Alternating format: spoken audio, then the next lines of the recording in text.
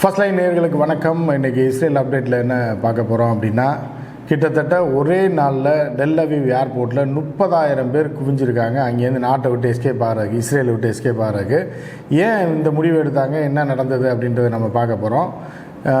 அதே மாதிரி பார்த்திங்கன்னா, லெபனான்லேருந்து ஹிஸ்புல் முஜாஹிதீன் நடத்திய அதிபயங்கர தாக்குதலில் இஸ்ரேல் ரொம்ப ஆடி போயிருக்கு. அதுக்கும் இந்த 30,000 பேர் வெளியேறதுக்கும் என்ன லிங்க் அப்படின்னு நம்ம பார்க்க போகிறோம். அதுக்கப்புறம் ஹமாஸ் வந்து புதுசாக ஒரு ஆயுதத்தை கண்டுபிடிச்சி ஒரு பயங்கர தாக்குதல் நடத்தியிருக்காங்க. அதை பற்றி நம்ம பார்க்க போகிறோம்.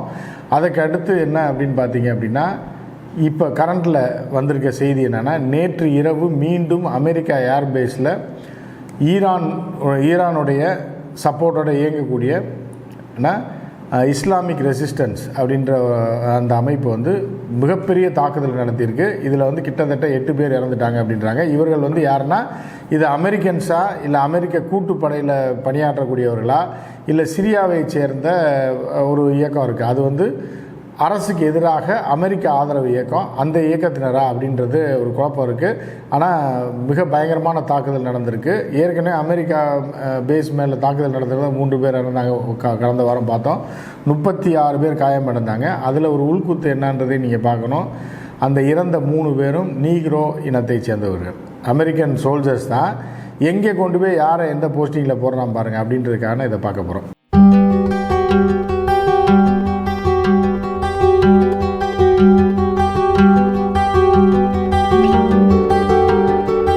ஸோ நம்ம முதல்ல ஹிஸ்புல் முஜாஹிதீனோட தாக்குதலை நம்ம பார்க்கலாம். லெபனானில் பொறுத்தளவுக்கு, லெபனானில் ஏறி அடித்து நார்த் இஸ்ரேலில் நம்ம ஏற்கனவே 15 நாட்களுக்கு முன்பே போட்டிருக்கோம். வடக்கு இஸ்ரேலில் ஒரு சில டூரிஸ்ட் ஸ்பாட், அதாவது அதிக சுற்றுலா பயணிகள் ஈர்க்கக்கூடிய இடம்லாம் சுடுகாடாகி போய் கிடக்கு, யாருமே வர்றதில்லைன்னு பார்த்தோம். அந்த பகுதியில் லெபனான் ஏறி அடித்து நடத்தின ராக்கெட் தாக்குதலில் பார்த்திங்கன்னா, கிட்டத்தட்ட 30,000 50,000 மக்கள் வந்து அங்கேருந்து குடிபெயர்ந்து இஸ்ரேல் நடுப்பகுதிக்கு வந்திருக்காங்க அப்படின்னு பார்த்தோம்.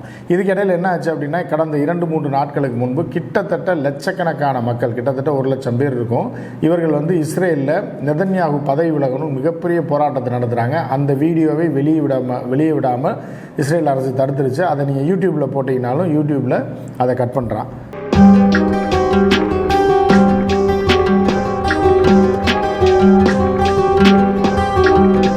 சரியா, அந்த வீடியோவே நம்ம போட முடியாது. சரியா, அந்த மாதிரியான ஒரு நிலையில் இருக்குது. இப்படி இருக்கும்போது மக்கள் ஒரு பக்கம் நெதன்யாவை பற்றி கொந்தளிக்கிறாங்க.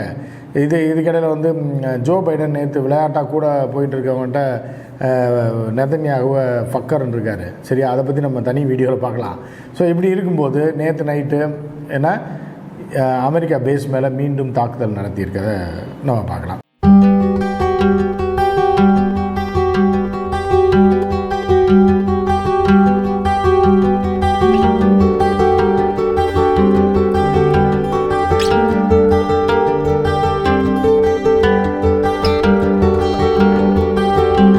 என்னென்னா, கடந்த வாரத்தில் அமெரிக்கா பேஸில் தாக்குதல் நடத்தி 3 பேர் இறந்தாங்கன்னு நம்ம பார்த்தோமா.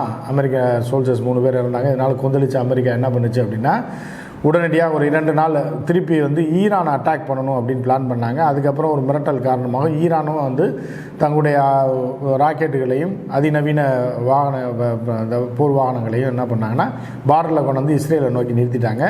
உடனே இது இஸ்ரேல்னால நமக்கு தொடர்ந்து இந்த பிரச்சனை வருது அப்படின்றத அமெரிக்கா புரிஞ்சுக்கிச்சு. ஈரானை தொட்டோம் அப்படின்னா இது வேறு மாதிரியான ஒரு ரூபத்துக்கு போகும் அப்படின்ற மாதிரி அவங்க அலர்ட் ஆகிட்டாங்கன்ற மாதிரி தெரிஞ்ச உடனே என்ன பண்ணிட்டான்னா, அதாவது இப்போ வீட்டில் வந்து யாராவது நம்ம வீட்டு பையனை போய் எய்த்து வீட்டில் சண்டை எழுத்துட்டு வந்துட்டான்னா இவனை போட்டு அடிப்போம்ல, நீ ஏன்டா அங்கே போய் சேர்ந்தேன்னு சொல்லி, அந்த மாதிரி என்ன பண்ணியிருக்காங்கன்னா, ஈரானை அடிக்க முடியாமல் ஈராக்லேயும் சிரியாலேயுமே இவங்க தாக்குதல் நடத்தியிருக்காங்க.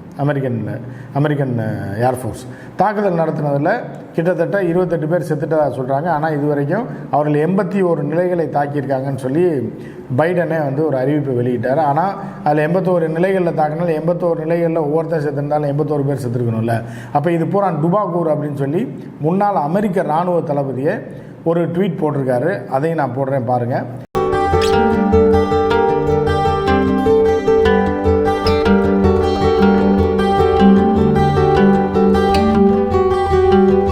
ஸோ அவர் என்ன சொல்லியிருக்காருன்னா, இந்த மாதிரி பல ஆயிரம் கோடி, பல மில்லியன் டாலர் இந்த மாதிரி துபாக்கூரா தாக்குதல் நடத்தி எவனுமே செத்துருக்க மாட்டான், ஏதோ மண்ணுக்குள்ளே தூக்கி குண்டை போட்டு நாங்கள் அவனை அடிச்சிட்டோம்னு சொல்லி அமெரிக்கா தொடர்ந்து கடந்த 10 வருடங்களாக கதை விட்டுக்கிட்டு இருக்கு, அதுக்கு நானே சாட்சின்ற மாதிரி அவர் அந்த ட்வீட்டை போட்டு விட்டுருக்காரு.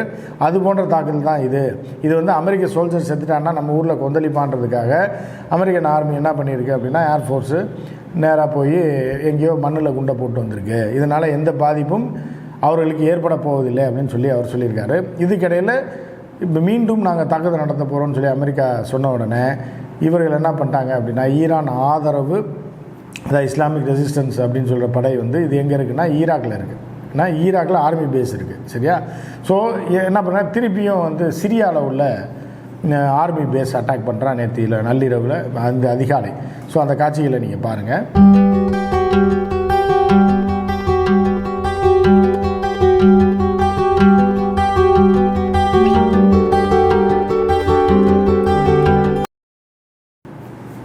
இப்படி அட்டாக் பண்ணதில் என்ன ஆயிடுச்சு அப்படின்னா கிட்டத்தட்ட 21 பேர் இறந்ததாக அவர்கள் சொல்கிறாங்க. இன்னும் அமெரிக்கன் ஆர்மியோ இல்லை ஆர்மி பேஸோ வந்து அவர்கள் ஆட்கள் இறந்தாங்களா, இல்லைனா வந்து அவர்களோட கூட்டுப்படையில் அவங்களோட கூலிக்கு வேலை பார்க்குறாங்களா அவன் செத்து போயிட்டானா, இல்லை சிரியாலே வந்து இன்னொரு படை இருக்குது, அந்த படை வந்து அரசுக்கு எதிரான படை புரட்சி படையாது, அந்த புரட்சி படைக்கு வந்து அமெரிக்கா சப்போர்ட் பண்ணிகிட்ருக்கு, அவர்களுக்கு ஆயுதத்தை கொடுத்துட்ருக்கு, அவர்களை அடித்து துரத்துவதற்கு ரஷ்யா தன்னுடைய ஆயுதங்களை கொடுத்துக்கிட்டு இருக்கு. ஈரானுடைய ஃபோர்ஸ் தான் அங்கே வந்து சிரியாவுக்கு ஆதரவாக இந்த ரஷ்ய ஆதரவு படையை அடித்து நொறுக்கிக்கிட்டு இருக்கு அப்படின்னு நம்ம பார்க்குறோம். ஸோ அவங்க மேலே குண்டை போட்டாங்களா, யார் மேலே குண்டை போட்டாங்கன்னு தெரியல. இது நாளைக்கு தான் வந்து யார் இறந்தார்கள் என்கிற தகவல் நமக்கு முழுசாக கிடைக்கும். அது வரைக்கும் நம்ம காத்திருப்போம். இந்த 30,000 பேர் சொன்னேன்ல, இன்றைக்கி அதாவது இந்த போர் இஸ்ரேல் போர் வந்து 7ஆம் தேதி துவங்கியது. கரெக்டாக வந்து 112 நாட்களுக்கு மேலே ஆயிடுச்சு. ஏன்னா அப்போ 7ஆம் தேதி துவங்கிய போரில் அந்த போர் துவங்கிய ஒரு வாரத்தில் லட்சக்கணக்கான மக்கள் டூயல் சிட்டிசன்ஷிப் வச்சுருந்தவங்க எல்லாமே இஸ்ரேலை விட்டு வெளியேறினாங்கன்றதை நம்ம பார்த்தோம். அதற்கப்புறம் இன்றைக்கு தான் இவ்வளோ பேர் டெல் அவீவ் ஏர்போர்ட்டில் கிட்டத்தட்ட 30,000 பேர் வந்து கூடியிருக்காங்க. அந்த ஃபோட்டோவை போடுறேன், நீங்கள் பாருங்கள். இவர்கள்லாம் இப்போ அது அடித்து பிடிச்சி ஏர்போர்ட்டுக்கு தப்பிக்கிறான்னா அப்போ உள்ளே என்ன நடந்து கொண்டிருக்கிறது, எந்த அளவுக்கு இஸ்ரேலிய மக்கள் பாதிக்கப்பட்டிருக்காங்கன்றது நீங்கள் இதிலேருந்தே புரிஞ்சுக்கலாம். அப்போ நெதன்யாவுக்கு எவ்வளோ எதிர்ப்புகள் கிளம்பியிருக்கும். இவர்கள் எல்லாமே டூயல் சிட்டிசன்ஷிப் வச்சுருக்கவங்க, இல்லைனா அவங்க சொந்தக்காரவங்க ஃபாரினில் இருப்பாங்க, யூஎஸில் இருப்பாங்க, பிரிட்டனில் இருப்பாங்க, ஃப்ரான்ஸில் இருப்பாங்க. அதை நோக்கி இவர்கள் எல்லாம் இந்த நாட்டிலே வாழ முடியாத நிலைமைக்கு போனது காரணம் வந்து லெபனான்லேருந்து ஹிஸ்புல் நடத்திய அதிபயங்கர தாக்குதல் நம்ம பார்க்குறோம்.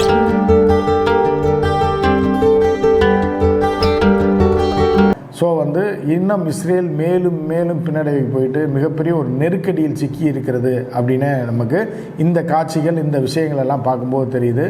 மற்றும் ஒரு அப்டேட்டோடு நான் வரேன். அதுவரை நன்றி கூறி விடைபெறுவது உங்கள் உமாபதி கிருஷ்ணன், ஃபர்ஸ்ட் லைன். நன்றி, வணக்கம்.